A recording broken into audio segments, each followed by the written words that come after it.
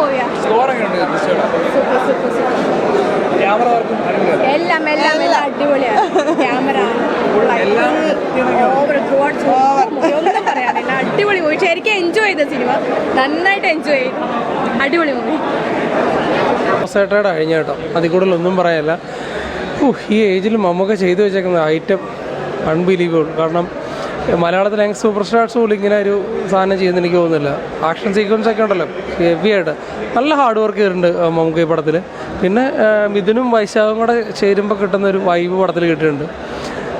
മാസം എന്ന് പറയാൻ പറ്റത്തില്ല അവിടെ, പക്ഷേ പക്ക മാസ് ഫാമിലി എൻ്റർടൈനർ ആണ്. അത്യാവശ്യം ചിരിക്കാനുണ്ട്. അതുപോലെ ബിന്ദു പണിക്കരുടെ കിടുക്ക് പെർഫോമൻസ് ആണ്. പിന്നെ മലയാളത്തിൽ ഈ ലേറ്റസ്റ്റ് ടൈമിലൊന്നും ഇതുപോലൊരു വില്ലനെ എക്സ്പ്ലോർ ചെയ്തിട്ടില്ല രാജ്ബി ഷെട്ടി. അറിയാമല്ലോ ഐറ്റം എങ്ങനെയാണെന്നുള്ളത്. അപ്പോൾ മമ്മൂക്കയുടെ ഇപ്പോൾ കട്ടയ്ക്ക് നിൽക്കുന്ന രീതിയിലാണ് രാജ്ബി ഷെട്ടി വന്നേക്കുന്നത്. ടോട്ടലി പറയുകയാണെങ്കിൽ ഒരു മസ്റ്റ് വായിച്ച തിയേറ്റർ എക്സ്പീരിയൻസ് ആണ്. അതായത് ഒരു കൊടുക്കുന്ന ക്യാഷിന് വറുത്തുള്ള പടം തന്നെയാണെന്നുള്ള ഒരു ഡൗട്ടും ഇല്ല. സൂപ്പർ പടം.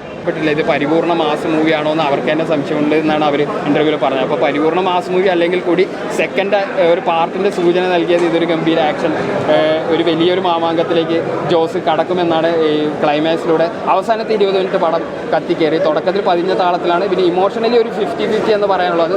മാസ് മൂവിയിൽ ഇമോഷണൽ കണക്ട് കൂടി വന്നു കഴിഞ്ഞാൽ ഇപ്പോൾ എല്ലാവരും കമ്പയർ ചെയ്യുന്ന മൂവീസിനൊന്നും ഞാൻ പറയുന്നില്ല. ഇപ്പോൾ അടുത്ത കാലത്ത് ഹിറ്റായ ഏറ്റവും വലിയ ആക്ഷൻ മൂവി അതിൻ്റെ രീതിയിലുള്ള ഇമോഷണൽ കണക്ട് നമുക്ക് വന്നില്ലെങ്കിൽ കൂടി ഒരു മാസ് മൂവി ആക്ഷൻ മൂവി ഇഷ്ടപ്പെടുന്നവർക്ക് ഒരു കണ്ടിരിക്കാവുന്ന ഒരു ചിത്രമായി. ടർബോ മമ്മൂക്കയുടെ മാസ് ഇടിപ്പടം.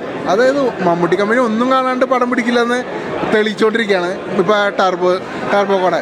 അത് മമ്മൂക്കയുടെ പെർഫോമൻസ് തന്നെ ഇതിൽ എടുത്തു പറയണ്ട. മമ്മൂക്കയുടെ മാത്രമല്ല, ഇതിൽ വില്ലൻ കഥാപാത്രം ചെയ്തേക്കാണ് രാജ്ബി ഷെട്ടി. പുള്ളിനെ കാണുമ്പോൾ ഒരു വില്ലൻ്റെ ലുക്ക് ഇല്ലെങ്കിലും പുള്ളി ചെയ്തു വെച്ചിരിക്കുന്ന കാര്യം കിട്ടില്ല തന്നെയാണ്. അതിലൊന്നും പറയില്ല. പിന്നെ ക്ലൈമാക്സ് കൊണ്ടുവന്ന് നിർത്തിക്കുന്നത് അതിൻ്റെ ട്വിസ്റ്റൊക്കെ വന്നപ്പോൾ ഒരു സെക്കൻഡ് പാർട്ടിൻ്റെ ഒരു എൻട്രി പോലെയാണ്. ആ ട്വിസ്റ്റൊക്കെ അതൊക്കെ തിയേറ്ററിൽ ഇരുന്ന് കാണുമ്പോൾ സെക്കൻഡ് പാർട്ട് ഉടനെ വരട്ടെ എന്ന് നമുക്ക് ആഗ്രഹിക്കും. കാരണം അമ്മാതിരി ഒരു ലെവൽ സാധനം. പിന്നെ ഞാൻ പറഞ്ഞ പോലെ തന്നെ ഇതിൽ ഒരു കാർ ചേസിങ് ഉണ്ട്. അത് ഞാൻ അതിൽ BGM ഒക്കെ കയറി വരുമ്പോൾ BGM-ഉം ആ കാർ ചേസിങ്ങും കൂടി ആകുമ്പോൾ നമുക്ക് രോമാഞ്ചം കയറും. അമ്മാതിരി ഒരു ലെവൽ സാധനം. എന്തായാലും മസ്റ്റ് തിയേറ്റർ വാച്ചപ്പെടുന്നു പറയാം. കൊള്ളാം. 100 കോടി ഉറപ്പാണ്. വൈശാഖിൻ്റെ പുലിമുരുകനേക്കാളും വെല്ലുന്ന പടമാണിത്.